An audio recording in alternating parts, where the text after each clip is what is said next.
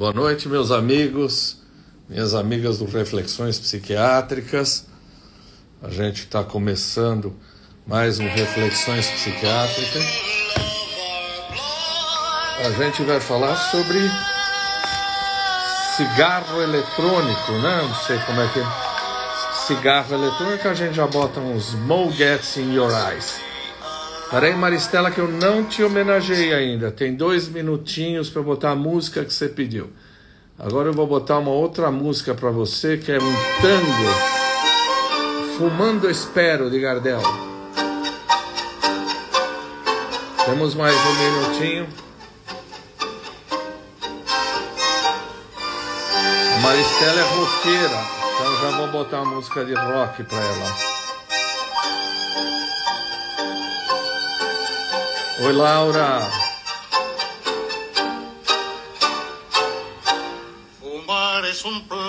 Fumar é um prazer sensual. Tá bom, Maristela, já apontei demais para você. Agora eu vou botar para você o que você realmente gosta, não é? Oasis. Maristela é roqueira. Aí.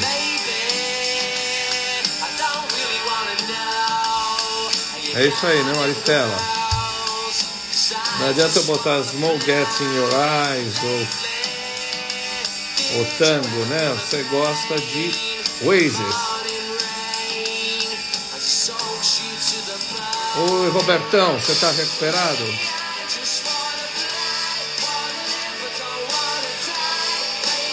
Bom, minha convidada de hoje é roqueira. Vamos ver aqui. Vamos lá. Cadê a Maristela? Estou desativando o selo, que ninguém precisa gastar. Ah, peraí. Tá virado. Deixa eu só virar aqui. Doutora Maristela, Tá virado. cadê a senhora? O coisinho do celular. Agora, pronto. Você está com o É, celular virado para a tava virado, não parede. tava no selfie. Oi, tá aqui. Tudo bem? Tudo Tudo ótimo. bem?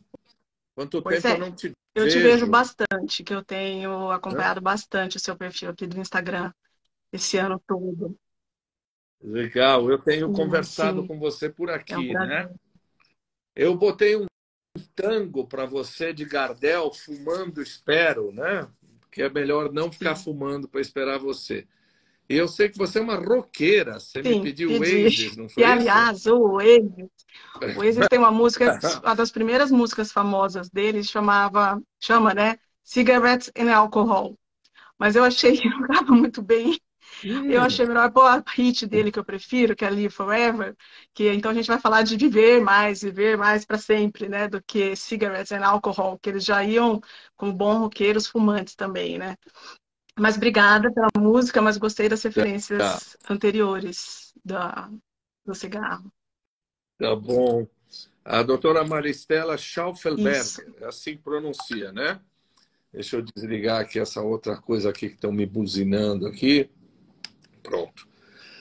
Você tem um doutorado pela Faculdade de Medicina da USP, você é psiquiatra, tem um doutorado pela Faculdade de Medicina da USP, seu currículo é muito extenso, você tem um pós-doc pela Faculdade de Medicina da USP de Ribeirão Preto, você é professora de vários cursos universitários, inclusive em Ribeirão.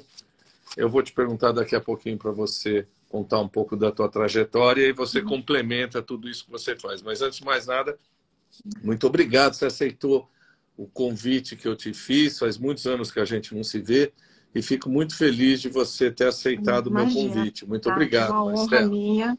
Acompanho o seu perfil bastante, né? Que nem eu falei, a gente usa as redes sociais, tem alguns oásis mesmo, né? Uns oasis aqui nas redes sociais. E o seu É, perfil é um deles, né?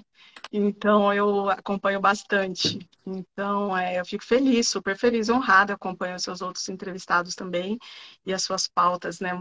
São muito úteis. Eu fico muito feliz de poder estar falando aqui sobre esse assunto que para mim é muito importante, assim, muito relevante. Eu acho legal ter uma plataforma para falar para mais pessoas. muitos colegas colegas aí, eu estou vendo a Olha que doutora Laura legal. Andrade, a doutora Maria, alguns psiquiatras aí, grandes psiquiatras aí que estão entrando para te ouvir.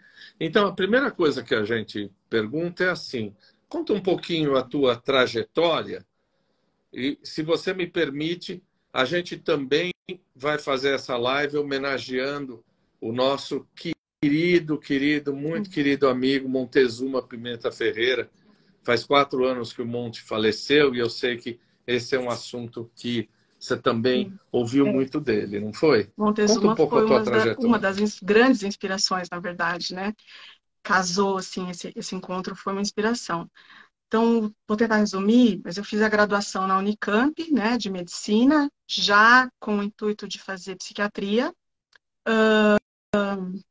Saí da Unicamp e vim fazer a residência aqui no HC, né, no IPQ, e meu interesse sempre foi transtornos psicóticos, esquizofrenia.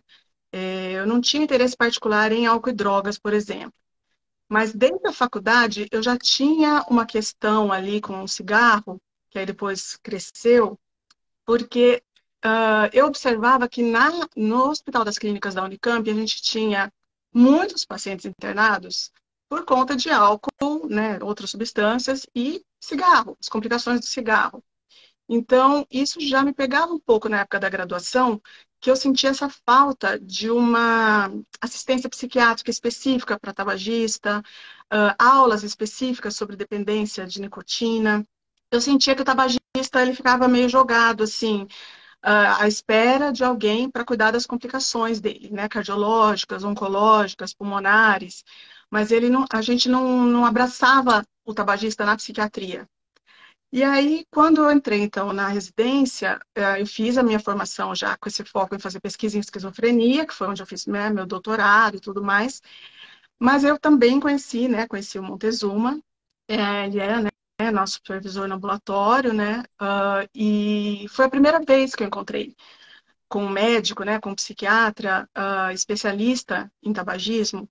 E então, eu achei muito bonito o trabalho dele, me empolguei muito com as aulas dele, com o aprendizado dele, né? Ele dava essa aula sobre que eu sigo até hoje, então a grande inspiração foi ele mesmo, porque ele dava essa história toda de como surgiu, né, a propaganda do cigarro, como isso evoluiu, como que a gente chegou na epidemia de tabagismo. Então, isso foi muito inspirador mesmo durante a residência. E, paralelo a isso, a gente via, né, a gente trabalhava, né, dentro do IPQ e depois fora, essa questão dos pacientes psiquiátricos com muita prevalência de tabagismo e sem um olhar específico para isso. Eu também não tinha, clinicamente, assim, nem na pesquisa ainda um olhar específico para isso, porque eu fui seguindo fazendo neuroimagem, na verdade, neuroimagem e esquizofrenia. Eu fiz o doutorado com o Geraldo Busato, aí no IPQ, em neuroimagem de esquizofrenia. Depois eu fui para Ribeirão fazer o pós-doc ainda em neuroimagem de psicoses, né, de depressão psicótica. Aí eu fiquei em Ribeirão e eu fiquei muito feliz que aí eu começou a parte de eu querer colocar em prática essa questão de vamos trazer a psiquiatria e a dependência de nicotina um pouco mais próximas, um olhar para esses pacientes. E eu fiquei muito feliz quando eu virei docente em Ribeirão, isso foi 2011, e eu pedi para colocar na nossa grade de disciplina da psiquiatria uma aula sobre tabagismo. Então, a gente tinha as disciplinas tradicionais, né, de quarto ano, né, de graduação, né, esquizofrenia, transtorno bipolar, depressão, e eu pedi para incluir uma aula sobre tabagismo. E porque os alunos tinham isso, tabagismo na pneumo, tabagismo na onco, não tinha um olhar específico nosso na dependência de nicotina, né? Então eu comecei a dar essa aula para graduação, achei muito, para mim foi muito importante, né? Do tipo, eu não tive isso, mas agora eu quero, daqui para frente eu quero passar a ensinar sobre isso para os alunos. Então eu comecei a ensinar isso para os alunos, para os residentes, começar a atender no HC de Ribeirão. A gente montou ali um mini ambulatório ali de tabagismo para os funcionários, na parte da psiquiatria, para os residentes poderem rodar nesse ambulatório. E aí eu comecei a estudar mais isso. E, a isso, eu tenho um gosto, né? Eu falo que eu brinco assim que eu sou uma médica muito mais de humanas do que de biológicas, né? Eu tenho um gosto pelo estudo da comunicação. Meu marido é professor de comunicação, né? A gente trabalha junto, né? Ele estuda mais essa parte da sua área também de corpo, né? Dietas, corpo. E eu, junto com ele, a gente estuda muito essa questão de comunicação. E eu me interessei muito por essa questão de como, né? O que acontece para 1,2 bilhão de pessoas no mundo fumarem, né? Como que isso aconteceu? Então, essa parte da história do tabagismo, que é totalmente linkada à propaganda, né, publicidade e propaganda, isso me interessou muito. Então, eu fui estudando muito essa questão da história e de como nós somos médicos, né, e psiquiatras e cuidamos do comportamento, né, olhamos para o comportamento, mas a gente olha muito para a biologia e a gente olha pouco para o que está acontecendo em volta. A gente, eu quero dizer assim, a maioria, né, da graduação, da residência. E quando a gente olha para o que está acontecendo em volta, que a gente vê o que aconteceu para ter uma epidemia de tabagismo e aí fazendo esse link, né? Por que eu me interessei pelo cigarro eletrônico? Porque está acontecendo de novo. E isso, o médico ele fica meio distanciado, né? E tanto o médico no tratamento dos pacientes fica um pouco distanciado, porque ele não mede muito, ele não consegue mexer muito com essa parte do comportamento, né? Ele manda o paciente parar de fumar, fala, olha, o senhor está com um tal problema, para de fumar. Não reconhece muito bem o que é uma dependência, como lidar com isso. E se a gente não presta atenção no que está acontecendo em volta, a gente está tendo uma nova epidemia de tabagismo nos jovens. E se a gente não presta atenção no que está acontecendo nessa questão de propaganda, publicidade, a gente vai ver esse filme todo de novo, a gente já está vendo, né? Então, é mais ou menos isso. Aí eu saí de Ribeirão, voltei para São Paulo, e aí eu estou me dedicando mais a clinicar com cessação de tabagismo. Estou acompanhando essa escalada, né, do cigarro eletrônico, e estou dando aula em faculdade particular agora, passei um período do MPQ também. Mas é mais ou menos isso. Acho que dei uma resumidinha. Antes da gente entrar no cigarro eletrônico, a gente na faculdade de medicina estuda aquelas coisas, ó, fumar diminui a expectativa de vida em 14 anos, era mais ou menos isso. Metade das pessoas que fumam vão ter uma doença relacionada com cigarro. A gente estuda muito as questões clínicas ligadas ao cigarro. Mas, de fato, acho que você, Montezuma e alguns poucos colegas é que começaram a trazer isso para a psiquiatria. Cigarro, antes de chegar no cigarro eletrônico, o cigarro é uma comorbidade importante, né, de outros quadros psiquiátricos. Cigarro tem aspectos psiquiátricos importantes. Sim. Quer falar um pouquinho disso? Então, eu acho que uma das coisas, né, que primeiro a gente nota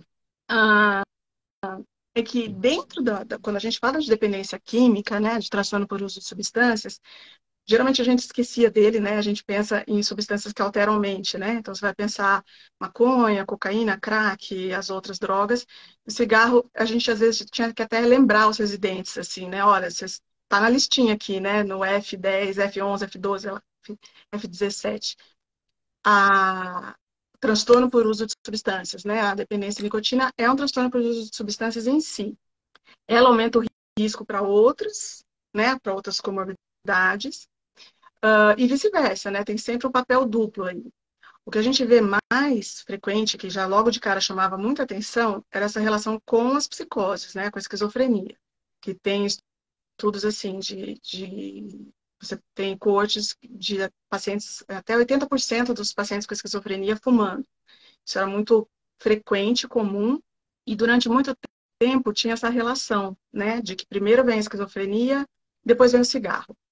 Aquela hipótese, né, da automedicação para melhorar o sintoma negativo, para reduzir o efeito do antipsicótico, efeito colateral, né? Então tinha muita essa coisa, paciente com esquizofrenia fuma e tinha esse olhar também, ok, deixa ele fumar, né? Dos males o menor, vamos tratar a psicose, deixa ele fumar. Então isso era uma coisa bem chocante. E nisso a gente entrava junto, né, que nós como residentes também nessa época, a gente fumava junto muito, né? A gente trabalhou em hospitais psiquiátricos em que a gente foi fumante passivo de alto hardcore, assim, né? Então tinha essa relação da esquizofrenia, do paciente com esquizofrenia fumar muito, e a gente olhava e achava que tinha essas razões aí, né, que era secundário, e hoje a gente sabe que não, né, que um dos estudos, até que eu estava começando a conduzir em Ribeirão e acabei, por motivos pessoais, saindo, mas é a questão de que hoje a gente sabe que a nicotina, a dependência da nicotina pode vir antes e pode ser um fator de risco para a psicose. Então, muitos pacientes começam no cigarro e depois eles evoluem para o quadro psicótico. Você não sabe ainda se é o quanto isso é um fator causal, uma associação, né, junto de vulnerabilidade. E as outras todas, transtornos, né? Depressão, ansiedade. O que acontece muito é que, do mesmo jeito que as pessoas têm essa visão de que o paciente com esquizofrenia fuma, ou, né, para aumentar a atividade dopaminérgica, ou porque ele não tem. É, Explica um pouco isso. Explica um pouco isso, porque as pessoas, obviamente, não estão muito familiarizadas. Mas essa é uma hipótese que a gente achava. O cara fuma para dar uma ativada, né? Como um sim, tratamento para esquizofrenia. Explica um pouco isso para as é. pessoas, porque as pessoas não Porque, conhecem essa assim, em termos história. bem simples, na esquizofrenia a gente tem seria uma atividade menor da dopamina frontal e a gente teria uma atividade menor dela em várias regiões em que você tem atenção, concentração, memória, prazer, volição, né, vontade e tal. Isso está diminuído na esquizofrenia, que é essa dopamina menor. E a gente teria uma alta de dopamina em outras regiões que associadas a delírios e alucinações. Quando a gente dá um antipsicótico, a gente faz um bloqueio dopaminérgico, em que o paciente ele ficava, né, por bloquear algumas áreas também motivacionais, ele acabava ficando muito mais parado, desmotivado e tinha efeitos colaterais físicos importantes, assim, de lentificação psicomotora, né? E quando ele fuma, ele aumenta a dopamina, né? O que a nicotina faz, no fim das contas, né? Depois de interagir por outras vias, a via final, né, geralmente comum das drogas de dependência, é um aumento dessa atividade dopaminérgica. Então, ela funcionava tanto para aumentar um pouco a concentração, a volição, assim, a concentração dos pacientes, como diminuir efeito colateral dessa lentificação psicomotora. Então, essa era a ideia que a gente tinha em relação ao paciente que fuma, e realmente o paciente com esquizofrenia, o paciente está usando antipsicótico, ele fuma quantidades absurdas de cigarro, né? Geralmente 4 maços por dia, ele fuma muito mais. E tem a ver também com questões farmacocinéticas, não só farmacodinâmicas, né? Mas farmacocinéticas da droga também, metabolismo da droga, de diminuir o nível de antipsicótico no sangue. Então, isso em relação à esquizofrenia, mas a gente tem em relação aos outros transtornos também. Então, o que eu vejo bastante na prática, que é meio que o senso comum, é que é assim, a pessoa fuma porque ela é ansiosa, ou ela começou a fumar porque ela tem ansiedade ou depressão, então ela começou a fumar. Se você tentar tirar o cigarro dela, ela vai piorar. Porque ou o que os pacientes mais falam, né? Eu não posso parar de fumar, porque eu sou muito ansioso. E, na verdade, a gente está vendo a mesma coisa que na esquizofrenia, que é uma via de mão dupla aí, né? Que tem pacientes que não seriam, talvez, deprimidos e ansiosos, e que o cigarro seria um fator de risco, e que a ansiedade ou a depressão eles viriam depois. Então, tem uma comorbidade bem importante, né? Muito com álcool também, né? Elas andam juntos. Quando tem, Um sim, ataque de de pânico, né? pânico. Cigarro dando Então, ela ataque de aumenta a pânico, né? ansiedade, né? Por vários motivos. Essa piora da ansiedade quando o paciente fala, vou parar de fumar, vou ficar mais ansioso, essa é a ansiedade da abstinência, né? Do cigarro. Aí ele vai passar mal nesse primeiro mês aí, geralmente, e ele vai confundir isso com parar de fumar me deixa ansioso. Na verdade, é um pouco mais complexo que isso, né? Bem Uhum. mais complexo. A gente vê também muitas mulheres que não querem parar de fumar por causa do ganho de peso, não é isso? Então, fumar continua sendo algo que ela vai dizer, não, se eu parar de fumar eu vou engordar, então melhor continuar fumando. Imagino Você que vê seja isso também, não? bastante. Muito, né? Até quando a gente tem lá, assim, questionário, né, de razões para fumar, você tem lá uns 20 itens. Essa coisa do peso é um dos itens, né, desse questionário. O medo, eu já vi, você deve ter visto muito mais, né, Taki? Pessoas que começam a fumar para emagrecer, né? Fala assim, eu já sei o que eu vou fazer isso, isso, Aham. isso, e eu vou começar a fumar. Ainda na época do cigarrão tradicional mesmo, né? Não, na minha época já tinha isso, né? De começar a fumar para emagrecer. E depois que começa a fumar, não quer parar porque não aceita, né, o ganho de peso que vai ter aí no período pós, no período da cessação. Seu marido deve conhecer isso também. Você sabe que o sobrinho do Freud é um dos grandes responsáveis pelas mulheres Essa fumarem nos é a Estados Unidos, parte triste. né? Conta essa Provavelmente é. história dos Provavelmente anos aprendi 20, com não é? Montezuma também, né?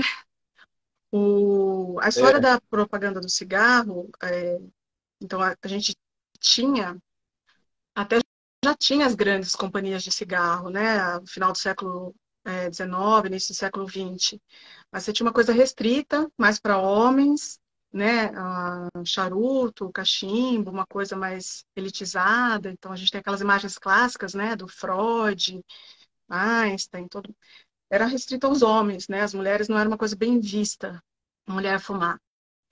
E aí, enfim, a Lux Strike fez essa campanha, né? As Torches of Freedom, as tochas da liberdade, em 1920 e pouquinho ali. Edward Bernays, que era o sobrinho do isso. Freud, que Edward Bernays. inaugurou essa questão de associar o marketing, né, com o comportamento, que então ele foi deu esse início a essa questão da propaganda. E ele fez direcionado para as mulheres, porque não tinha esse mercado consumidor, tinha o mercado dos homens e a Primeira Guerra e tudo mais, mas as mulheres não fumavam, né? E aí elas foi associado também à questão do ganhar direito a voto, né? O movimento das sufragistas, e vocês agora ganharam direito de Uhum. fumar. Então foi uma série, né, de campanhas, e aí a Lux Strike começou a vender absurdamente, e aí o fumo entre as mulheres subiu muito rápido, porque foi dado a elas o direito, vocês vão ganhar essa igualdade em relação aos homens. Agora você tem o direito de fumar, porque fumar é bonito. E as campanhas miravam essa questão de charme, de perda de peso, né? Tem bastante propaganda que a gente vê antiga, né? Que fala, você quer ser emagrecer, você prefere ser isso ou aquilo, né? E mostra lá a pessoa gordinha e a pessoa magrinha. Então fume cigarro tal. It's better to be fit than alguma outra coisa. Então tinha muita campanha, inclusive associando o cigarro à saúde, né? Você vai melhorar a sua garganta, era um remédio, né? Era tido como um remédio. Até se associar com câncer de pulmão e tudo, eram os benefícios, né? Os médicos faziam propaganda, os atores, os esportistas, era bonito. E as mulheres entraram nessa aí, e tem até um cartoon, assim, que eu coloco em aula que é meio pesado, mas que é demonstra bem que são mulheres bem entristecidas, mas fumantes. E aí uma legendinha que diz assim, uma falando para outra, né? Calma, meninas, né? O câncer é um preço baixo a se pagar pela igualdade. E as mulheres doentes fumando, assim.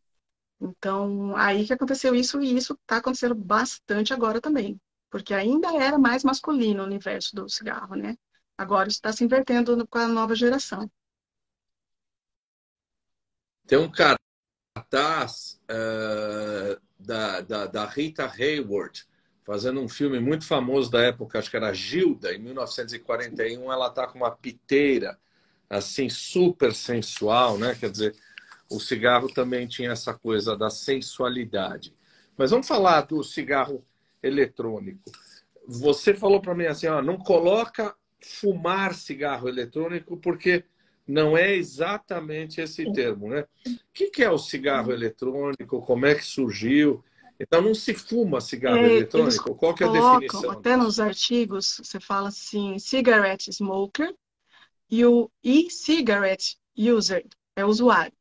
Isso porque não é, eles vão falar que é a inalação desse aerosol, não é o fumar, né, a fumaça, né, não tem uma fumaça.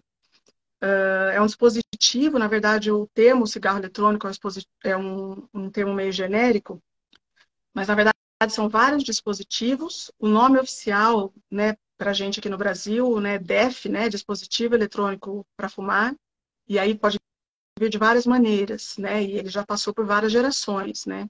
Ele, basicamente, ele não vai fazer a queima do fumo, como ocorre no cigarro, na combustão do cigarro, né, normal. Ele vai aquecer muito através de uma bobina, né, ele tem uma bateria, e ele aquece uma bobina, e esse aquecimento vai, né, aquecer esse líquido que tem dentro, que é o e-juice, juice, que eles chamam, né, o líquido, que é esse líquido aromatizado, flavorizado, né, com vários tipos de sabores. E esse aquecimento vai gerar um aerosol, que então, na verdade, quando eles falam vapor, nem é o certo o termo vapor, né, virou vape, né, as pessoas que fumam falam vape, mas na verdade ele é um aerosol e ele é inalado. Então, ao pé da letra, a gente não usa fumar. E o fumar é associado a fumar, né, ao tabaco queimado ali. Então, a gente usa usuário de vape, né, usuário de cigarro eletrônico. E aí, nos artigos em inglês, eles aparecem como vapor users, né, usuários de vape. Ou e-cig users. Mas é mais ou menos isso, ele não faz a combustão, né, ele faz o aquecimento de um líquido que contém nicotina. Então, ele não tem o alcatrão, não gera monóxido de carbono, ele não tem a queima do fumo, né? Ele é um líquido que contém nicotina, contém umectantes, né? Que é o propileno glicol, glicerina vegetal, e os flavorizantes famosos, né? Que esse é um dos pepinos aí do cigarro eletrônico. Eles, um dos problemas da indústria do tabaco, que foi esse, a gente estava vendo uma queda, né? No Brasil, muito grande, né, de fumantes. O percentual de fumantes caiu absurdamente nas últimas décadas no Brasil. Em outros lugares do mundo variou, mas no geral vinha caindo o percentual de fumantes. O que a indústria do tabaco faz, né? Ela pega um outro produto e desde sempre, isso eu aprendi nas aulas do Montezuma também, o foco da indústria do tabaco são os jovens, né? Crianças e adolescentes. Eles não fazem propaganda para adultos, né? Então, você não vai... As pessoas não começam a fumar depois dos 25. 90% começa a fumar antes dos 18, 95% começa a fumar antes dos 21, né? E a indústria do tabaco desde sempre foi nessa, de fazer propaganda com questão de sensualidade, questão de virilidade ou questão de ser esportista, né, de prazer, de conquista, sucesso, né, temos aqueles velhos conhecidos nossos, né, Hollywood de sucesso, o Cowboy do Marlboro, né, a Fórmula 1. No Brasil ficou mais conhecido na Fórmula 1, mas nos Estados Unidos outros esportes também muito associados à propaganda de cigarro. Então a gente acostumou muito a ver associado o alvo da indústria no jovem. Então a gente tinha personagens, né? A gente brinca, né? Tem desenho do Fred Flintstone, ele e o Barney fumando, fazendo propaganda do cigarro na época. A gente tinha no Tom e Jerry, a gente tinha, tem personagens, enfim, né? O Joe Camel, do cigarro lá do Camel. Então, sempre foi a mira nas crianças e adolescentes, né? A gente tinha até o cigarrinho da Pan, que a gente comia o chocolate, né? E isso era o chocolatinho. Eu fumei muito esse chocolatinho. A gente comprava sempre, né? Tinha todo um ritual, né? Você via assim, era o pai e a mãe fumando o cigarro de adulto e a gente fumando de criança. Então, era uma propaganda descarada, assim, né? Absurda, descarada, e aí não à toa chegou no momento que 50% dos homens no mundo fumavam. As mulheres menos, mas 50% dos homens, né? No final do século passado. O que a indústria faz na hora que ela tem esse cigarro eletrônico? Ela coloca mais... Um dos problemas era justamente o gosto, né? o gosto do cigarro para muitas pessoas não é atrativo. A indústria já tinha essa questão de colocar mentolado, o cigarro de cravo, o cigarro de canela, uma briga eterna com essa questão dos aditivos, do cigarro normal.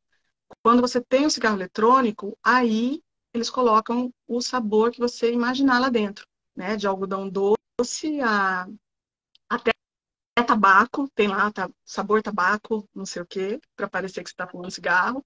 Mas tem de Uhum. algodão doce, todas as frutas possíveis e imagináveis. Como é que chama? Aqueles de chiclete mesmo, sabor de chiclete, tutti-frutti.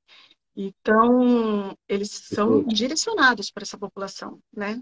Assim como hoje a gente ainda tem, quando você vai na lanchonete, né? Ainda tem toda aquela exposição de maços de cigarro junto dos bombons, dos chocolates, dos doces ali no caixa do supermercado, no ponto de venda, e a criança olha aquilo, a ideia do cigarro eletrônico ela foi de cheio no jovem, né, e na criança.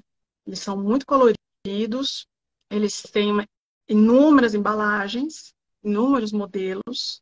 Então tem gente que coleciona, são bonitos, são super muito vinculados à tecnologia, né? Porque as de última geração parecem, né? Os tais pendrive, que o pessoal fala que o pessoal fuma pendrive, né? Eles estão associados à tecnologia, eles são muito modernosos, assim. Então, os jovens que não queriam entrar naquele cigarro dos pais, dos avós, eles vão para o cigarro eletrônico. Mas muito importante essa questão do aditivo. Então, o que tem dentro? Se você olhar a bula, digamos assim, do cigarro eletrônico, vinha lá agentes umectantes, flavorizantes, nicotina, né, e só. O que se criou com essa ideia? Ah, eles soltam vapor d'água. Não faz mal para ninguém, não faz mal para o ambiente. Eu posso fumar na frente do meu filho, eu posso fumar em qualquer ambiente, e eu estou fumando vapor d'água. Não tem malefício nenhum, só tem a nicotina.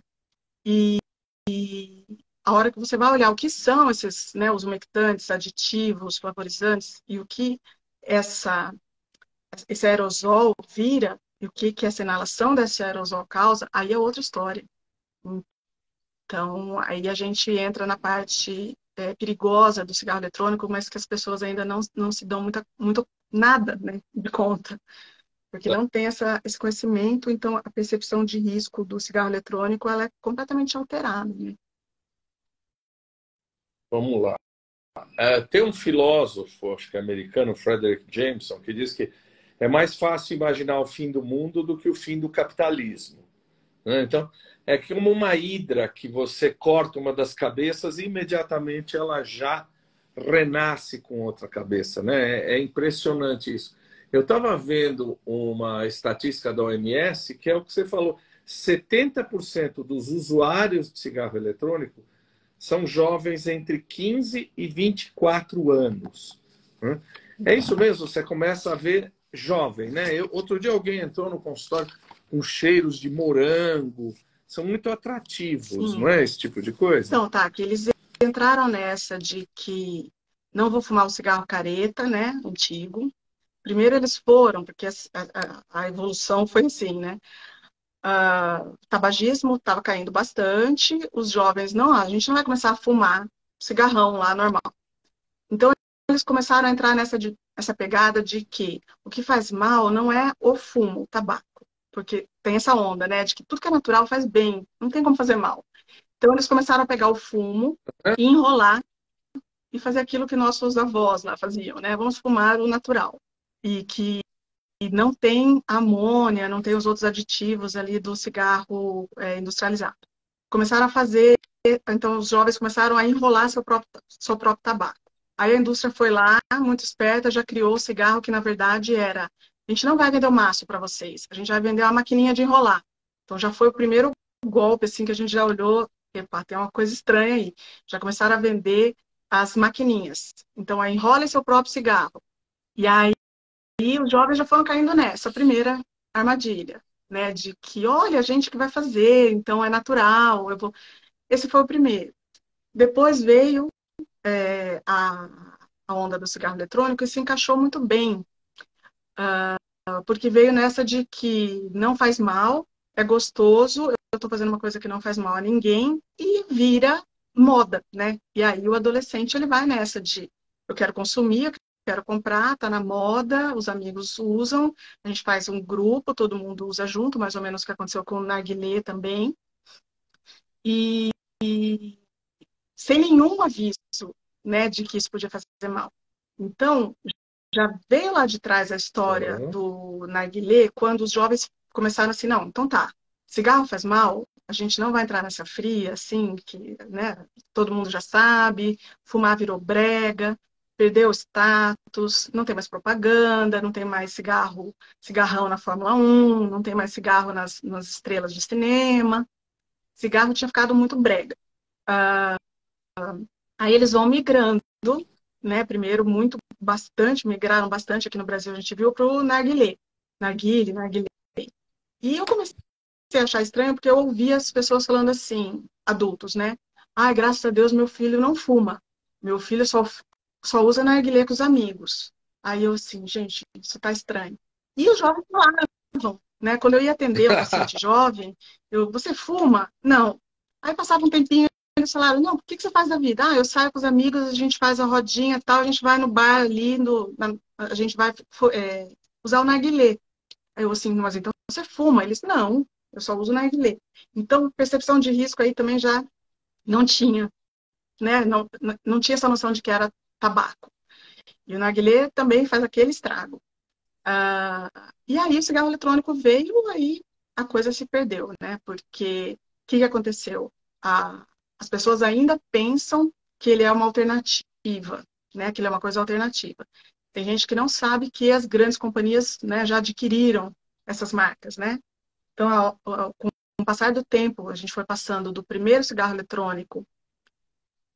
Ele foi esse modelo que se usa de dispositivo para fumar, ele foi criado em 2003 por um farmacêutico que queria parar de fumar. Então, ele foi criado com essa boa Hum. ideia, assim, de eu quero parar de fumar. O pai dele estava morrendo e ele também fumava. Ele criou um dispositivo para liberar nicotina que não tivesse todos os malefícios do cigarro. Isso foi em 2003. Em 2005, ele começou a ser comercializado, né, enfim.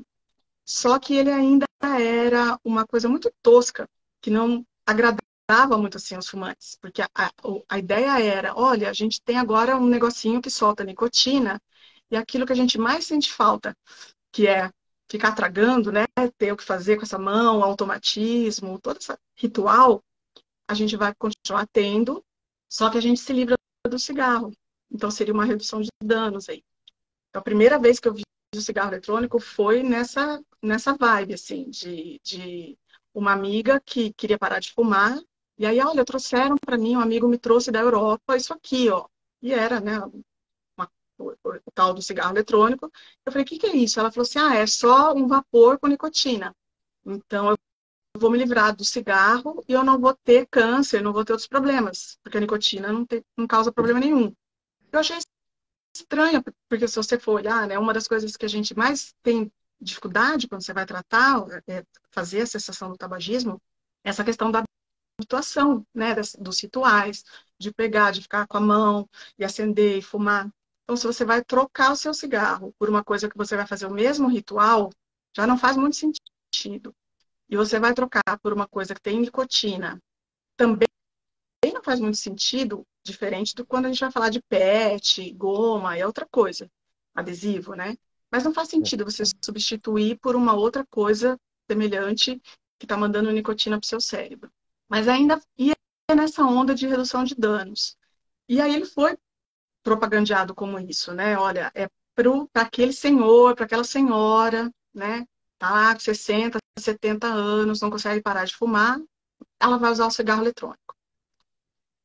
Assim, ilusão pura, né? Não é o que acontece, não foi o que aconteceu, não é o que acontece. E, na verdade, teve um efeito, foi um tiro no pé. Porque não só essas pessoas não necessariamente não pararam, como elas viraram usuários duais, né? Que a gente chama, ou às vezes usam mais Uhum. outra forma de tabaco ainda, que não tem muito aqui, mas lá fora tem bastante, que é o tabaco aquecido.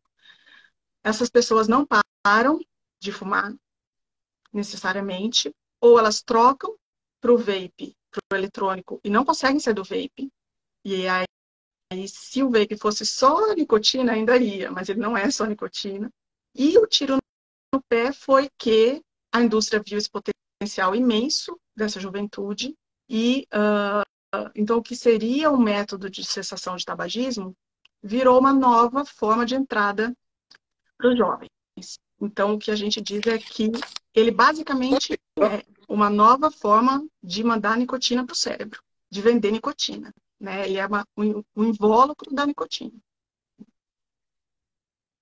Só te interrompendo um pouco, eu ouvi de você, fui ler, mas aí eu ouvi de você que o que tem aí já é a terceira, a quarta geração. O que, que é? O que, que foi evoluindo? E eu li aqui que tem 80 substâncias tóxicas. É mais? O que, que é, então, a primeira geração? O que ficou mais sofisticado agora? Então, tá, terceira, que quarta a primeira, geração? essa que eu te falei, que não pegou muito a moda, porque o jeito que ele liberava a nicotina, primeiro tinha o sabor não era bom, ele não descia bem, ele liberava pouca nicotina, então a gente via ali, literalmente as pessoas assim, vou tentar usar. Aí falava, não, não dá, não dá. Não dá o mesmo barato do cigarro, não satisfaz, a pessoa se sentia mal, ela voltava para o cigarrão normal dela. Aí eles foram mudando tanto a questão, principalmente a questão do layout, que passou a ser mais refinado. Então, a gente, assim, aqui no Brasil não tinha tanto, mas a gente viajava, a gente via as lojas, né, os tobacco shops, com aquela infinidade dos que eram chamados pendrives. Não, pendrives não, desculpa, as canetas. Eles eram aquela forma de caneta. E aí começou a ter cor, aí começou a ter aditivo de sabor, então aí já começou a vender mais. Mas aí eles ainda não tinham um bom sistema de liberação de nicotina, não liberavam, não faziam muito vaporzinho, porque o fumante também queria isso, os meninos, né, os adolescentes também queriam isso, eu quero criar nuvenzinha ali. Aí essa segunda geração também passou, foi para a terceira, que foi 2015, que foram os que a gente chama de mods. Eu esqueci o que é MOD, que é antes dos. Agora são pods, né, que são esses pendrives. Mas esses mods são tanques, você já deve ter visto o pessoal andando na rua fumando, né? Fumando, usando. É um tancão. E aparece muito já faz muito tempo em filme, série, já está em todo lugar. É um tanque. Só que ele é o quê? Ele libera mais nicotina, ele faz muito vapor. Então começou a ter, existe nos Estados Unidos, assim, campeonato de quem faz mais nuvem de vapor de vape. Quando você usa, você pode, ele passou a ser recarregável e customizável.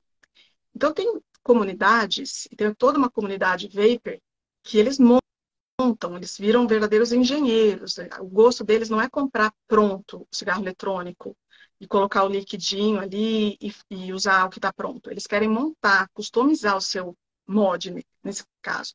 Então, são tanques com um monte, é uma parafernália de itens e que as pessoas se empolgam em fazer o seu customizável ali, o seu customizado, e que aí Blend, manipula os né? amperes, manipula não sei o que, a voltagem disso, fica manipulando a bateria, faz o negócio manipulável, e isso criou uma comunidade vapor aí, importante. Esses são os de terceira geração. Os de quarta geração foi que quando começou a dar mais problema, porque aí eles inventaram o tal do. Inventaram a maneira de falar, né? Eles descobriram uma nicotina pior do que a nicotina que a gente já tinha, que é o sal de nicotina. Então, ao invés da nicotina usual que a gente tem no cigarro normal e nos antigos cigarros eletrônicos, os de quarta geração, eles colocam, quimicamente adicionaram ácido benzoico, e essa substância combinada ali com a nicotina forma esse sal de nicotina.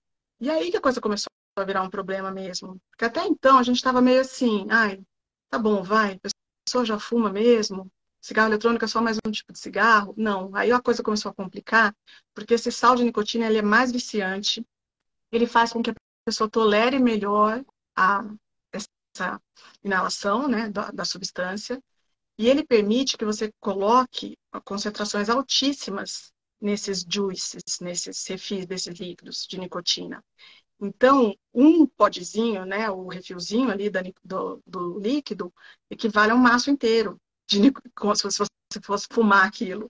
Então, é uma quantidade absurda e a pessoa consegue inalar aquilo porque ela não sente aquele mal-estar. Se o fumante for fumar, né, for fumar um maço inteiro de cigarro, ele vai, chega uma hora que ele não consegue, que ele começa a dar um enjoo, um mal-estar. Com esses pods, que é essa última geração, que é a geração do Juul, né, que é o mais famoso, que são esses pendrives, eles têm a sal de nicotina, né, os Benlanic salts, em diferentes concentrações. Então, é uma nicotina muito mais viciante. Então, o que a gente começou a ver? Que o jovem começa e ele vicia mais rápido do que ele viciava com cigarro comum.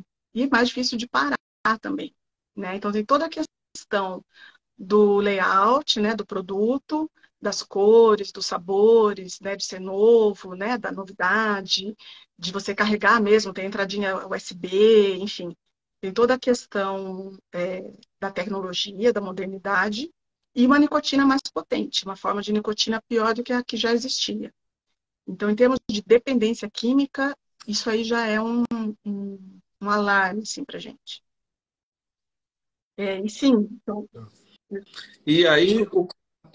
perdão, aí o cara acaba muitas vezes dizendo assim, bom, vou largar o cigarro comum, vou para um cigarro eletrônico, mas no final ele acaba fumando os dois, não é? A indústria continua produzindo os dois do mesmo jeito. Os Sim. caras começam a fumar os dois depois disso, muitas vezes, não? Primeiro que assim, aquele que eu falei que o fumante já de longa data muitas vezes não consegue parar, ou ele migra para o eletrônico, ou ele acaba fazendo um uso dual, né? Essa confusão toda começou um pouco, teve um paper no New England em 2018 que colocou lá que se você ler só o abstract, tá? Que é típico paper que se você ler só o resumo, você cai, ele te induz ao erro. Porque o resumo diz que se você der PET de nicotina ou se você der cigarro eletrônico, quem vai parar mais de fumar cigarro? Aí no final eles escrevem assim: quem fumou, quem trocou para o cigarro eletrônico, parou mais de usar o cigarro do que quem foi para o PET de nicotina. Aí você lê o paper, e aí você vai ver que o que aconteceu aqui no final de um ano não é que eles pararam de usar, eles continuaram usando vape. Então eles continuar dependendo de nicotina. Então, lógico que teve maior cessação de cigarro aqui nesse grupo do que no do PET, porque eles continuaram, eles pararam de usar o PET depois do tratamento, mas eles continuaram fumando, usando o vape. Então, esse paper deu uma certa polêmica, induziu muita gente a esse erro de achar que seria, então, o tratamento ideal para a cessação de tabagismo. Então, isso é um item já da questão do que a pessoa que já está fumando, não necessariamente ela vai parar. Ela pode usar os dois, ou ela pode migrar para o vape e não conseguir parar o vape. Então, isso é um problema. Agora, os jovens, o que está acontecendo? Eu acho que eu cortei a hora que você perguntou. Sim, quem está usando é cada vez mais jovem, cada vez mais pessoalzinho. Até tem gente de 25, 26 que fala, eu não uso. Quem usa aí, isso aí é molecada de 15, 16. Então, é cada vez mais jovem mesmo que está usando. Então, aqui no Brasil já tem pesquisa, assim, de quem experimenta vape. Não é aquela senhora de 60 anos que quer parar de fumar. É a molecada de 13, 14, 15. Então, a gente chega até, assim, dependendo do estado do Brasil, da região do Brasil, chega a ter até 30% de adolescentes que experimentaram vape, que é mais do que os adultos fumantes. Então, ele acaba sendo a porta de entrada. O que acontece, que eu acho que é um estudo brasileiro já, que um terço desses meninos que experimentam aí na adolescência, que experimentam o vape, um terço deles depois vai experimentar o cigarro normal. Então, o estrago um negócio meio que infinito, porque não é só que ele vai ficar viciado no vape, ele vira uma porta de entrada para o cigarro, aquele que ele nunca nem ia pensar em fumar, talvez se ele não tivesse experimentado o vape. Ele vai explorar as outras formas de nicotina, inclusive o cigarro, porque a indústria continua investindo, né, de alguma forma na propaganda do cigarro normal, ela continua produzindo, tem toda essa questão, né, do layout, tem a propaganda implícita hoje em dia, a regulamentação da propaganda, a gente se perdeu um pouco por causa da internet. Então, onde a propaganda é feita hoje, né? É. Mídia social, seriado da Netflix, né? Todo mundo fuma nos seriados dos streamings, ou fuma cigarro, ou fuma maconha, ou fuma, ou usa vape, né? Tem sempre alguém ali usando alguma dessas substâncias, né? Então a molecada entrou e o problema é esse, não é que ela vai ficar nele. Ele já seria um problema, mas aqui tem um risco grande dela ir para o cigarro que a gente estava tentando tirar das nossas vidas, já das nossas clínicas, né? Eu fui procurar algumas comunidades aí. Eu achei uma comunidade que chama Comunidade Vapor Brasil. E ela tem Leonardo DiCaprio, Johnny Depp, tem umas meninas bonitas e achei muito interessante. Contra os fedorentos, ou seja, quem fuma cigarro normal é fedorento.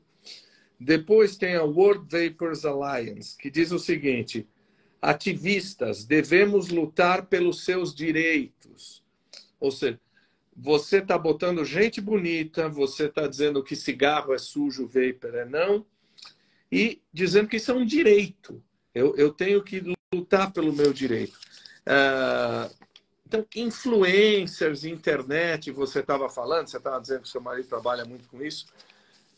Isso é mais difícil que controlar do que televisão, né? Que a gente tinha antes. Então, é isso que vai ser o desafio, porque antes a gente tinha, né, a propaganda na TV, a gente tinha cinema e tal, mas a gente tinha todo o conhecimento, e já há muitas décadas, né, de todos os malefícios. Então, a gente tinha sempre essa guerra, né? Ficava aquela balança, né? A indústria fazendo a propaganda e as organizações de saúde tentando, né, fazer a contra-propaganda, enfim, explicar os malefícios. Hoje a gente ainda não tem essas campanhas tão sérias contra o vape, as pessoas não sabem o que tem dentro do vape, e a gente tem essa questão dos influencers, dessas comunidades, e muito, todo mundo pegou esse gancho, é pela sua saúde. Então, o que a propaganda do cigarro eletrônico começou a fazer quando lançaram? Eles pegaram, inclusive, propagandas de cigarro idênticas às décadas de 50 e 60, idênticas. Eles praticamente clonaram, só que colocaram o cigarro eletrônico no lugar. E falando isso, olha, agora você pode voltar para o diner, para a lanchonete, porque você pode vaporizar aqui dentro. Então agora você não faz mais mal para ninguém. Uma das propagandas mostrava assim, a mulher soltando vapor em cima do carrinho do bebê, dizendo, olha, eu sou uma boa mãe. E várias nessa linha do emagreça com vape, várias propagandas relacionadas à sensualidade. Basicamente, eles fizeram copy-paste das propagandas de cigarro do século passado. Eles simplesmente mudaram e falaram, agora a gente pode, agora a gente está livre de fumaça, né? Que vem essa coisa do smokeless. Não tem fumaça, não tem combustão, não tem monóxido de carbono, não tem alcatrão, então isso aqui é vapor d'água. Você pode jogar em cima do seu bebê. Então a propaganda foi em cima disso, e o que os influencers e essas comunidades falam agora, que é até mais complicado? Eles entraram numa espécie de guerra, que é assim, a gente tem o direito de usar vape, inclusive, porque e eles escrevem isso, o vape salva vidas. Porque o vape, o cigarro eletrônico é proibido no Brasil, a comercialização, mas a comercialização está aí no meio da rua na internet, né? Você entra na internet, que as lojas, né, de online, eles escrevem lá os slogans das companhias de tabaco são esses, assim, estamos salvando a sua vida, porque você, fumante, olha só, a gente pensa tanto em você, sabe que nem quando as empresas querem se fazer de verdes, assim, ecológicas? Eles fazem a mesma coisa, eles escrevem lá, as grandes companhias de tabaco. Nós temos smokeless tobacco, né, que temos cigarro eletrônico, para salvar a sua vida. Então, nós pensamos muito em você, a gente não quer que você morra de câncer, infarto, AVC, então a gente lançou o cigarro eletrônico. E a hora que você vai na página dessas comunidades, nesses grupos, nos YouTubers e tudo mais, eles escrevem claramente assim, ao fumar cigarro eletrônico, você está salvando a sua vida, porque senão você ia morrer fumando o cigarro que ia te matar de câncer. E esse aqui não tem contraindicação, ele não tem como te fazer mal. Então, vem vários slogans do tipo, é saudável, salva vidas. E um que eu achei muito engraçado, engraçado não, né? Triste isso, mas tá, que eu acho que você percebe bastante isso na internet, aqui no Instagram também, mas o que tem acontecido? Antigamente a gente tinha lá um médico falando assim, sei lá, colocava um médico referência falando, olha, isso aqui faz mal. A pessoa recebia aquilo, a pessoa leiga recebia aquela informação, ela podia até acreditar. Falava assim, ah, faz mal, mas dane-se, eu tenho meu direito e me deixa aqui morrer de câncer. Mas ela acreditava naquela informação, pelo menos, né? Mas ela falava assim, a propaganda é Uhum. mais forte, sabe? Ver o Ayrton Senna em cima do pódio, Marlboro no peito, Marlboro no capacete, tá? Aquilo lá era muito mais impactante do que ver o Drauzio Varela na televisão falando que cigarro matava. Mas a pessoa sabia que matava, né? Ninguém nega os malefícios do cigarro normal. O que aconteceu com o vape agora é que na sociedade que a gente está hoje, com o tipo de... com a internet, com a rede social que a gente tem hoje, acho que você sabe bem melhor que eu sobre isso, as pessoas todas são experts em tudo. Mais do que você que fez medicina, estudou, está trabalhando na área. Então, se você escreve lá, o céu é azul, alguém vai comentar embaixo, não, é vermelho, não, é verde. E você fala, não, mas é azul, não, é verde, porque eu sei. E essa pessoa nunca estudou sobre aquilo.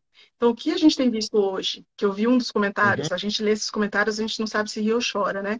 O Drauzio fez um vídeo, o Drauzio Varela fez um vídeo sobre cigarro eletrônico, né? Um desses muitos alertas, né? Sobre, gente, isso é perigoso, isso não é só um vapor, né? Isso, né, tem as consequências, tal, vicia.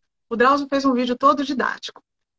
O pessoal foi lá nos comentários e escreveu assim: Nossa, Drauzio, que decepção, não esperava isso de você. Como você está falando besteira, quanta ignorância.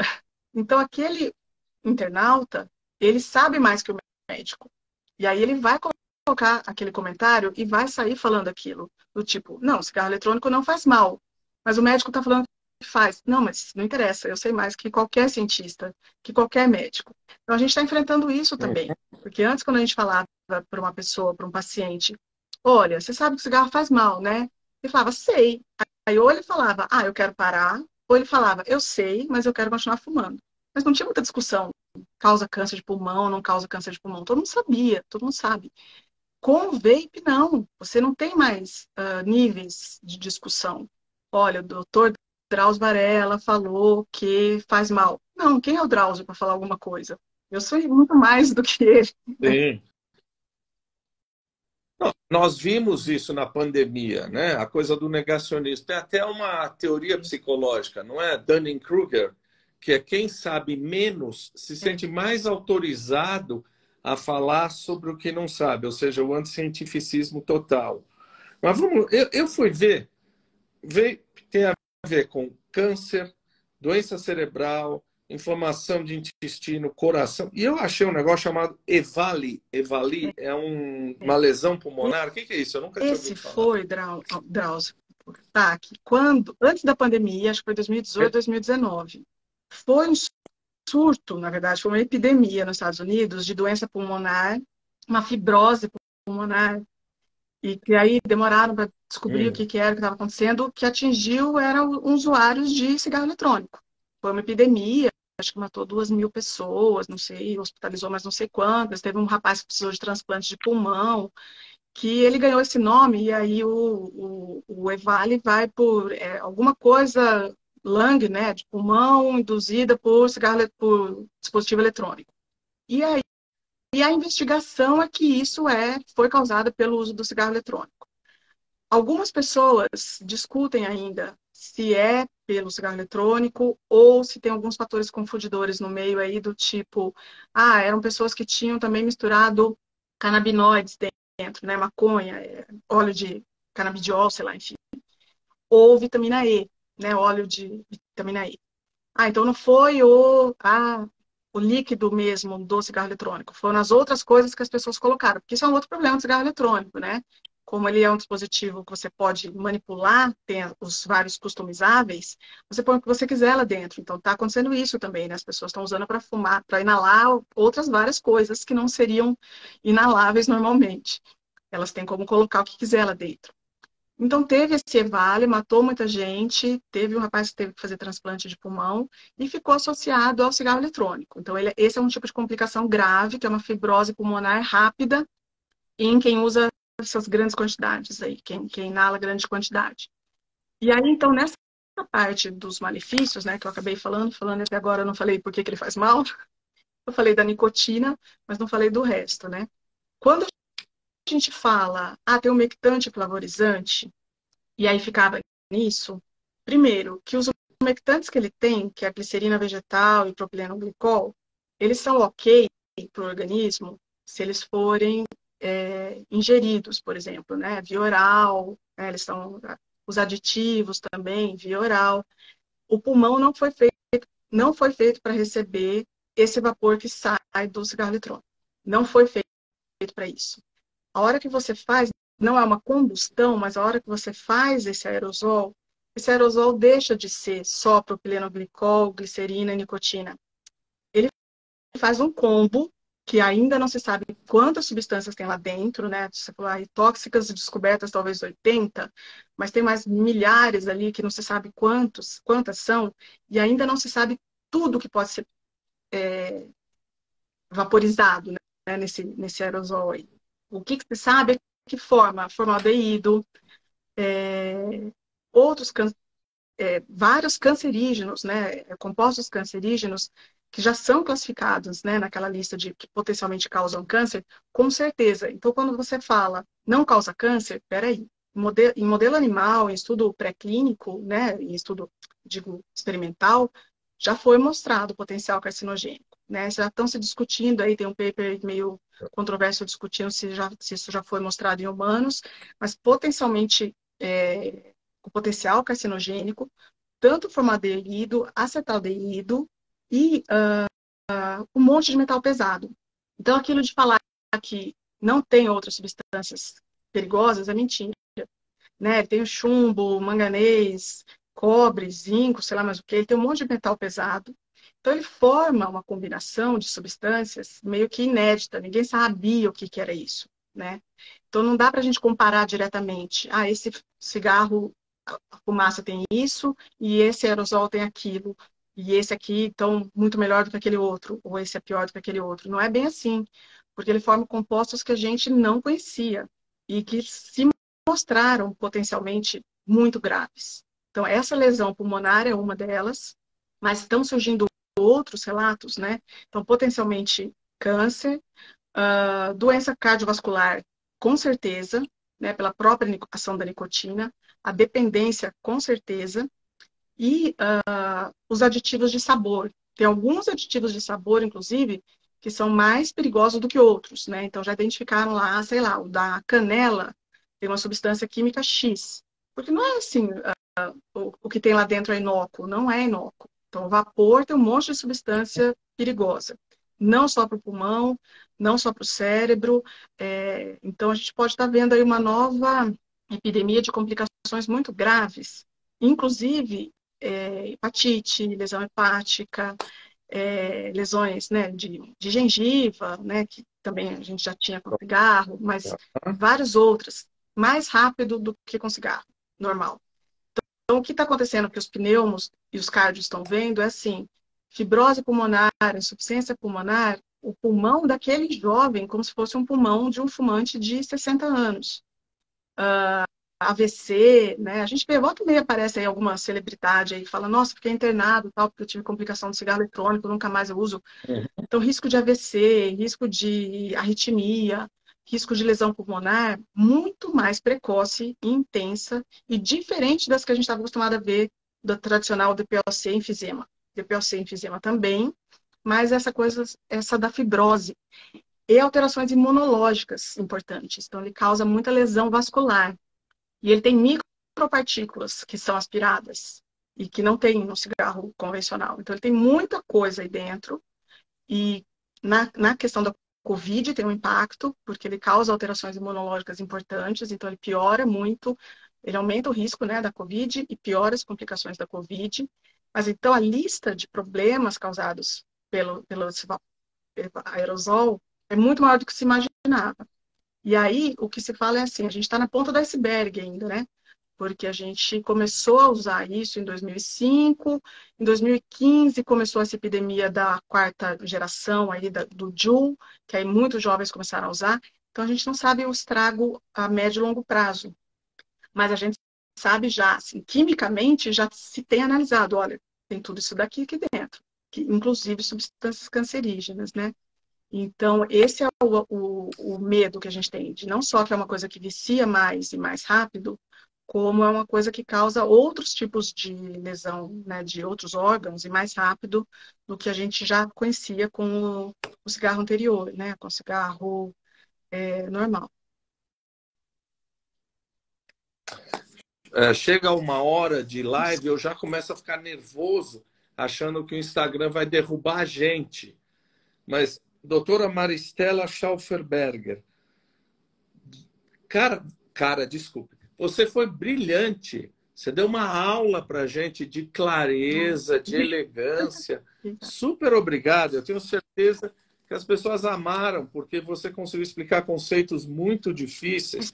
E o que você sabe disso, hein? Maristela, nossa, você sabe tudo disso. Super obrigado pela aula. Muito obrigado pela tua generosidade de dividir o teu conhecimento. E eu acho que a gente vai oferecer essa aula magna que você deu aqui para a gente, para o Montezuma também, para a memória do Montezuma, não é? Sempre. Sim. Obrigada demais, viu, Taki? Tá. Obrigada pela conversa, viu? Obrigada mesmo. Super beijo para você e para todo mundo que está nos assistindo. Tchau. Boa noite.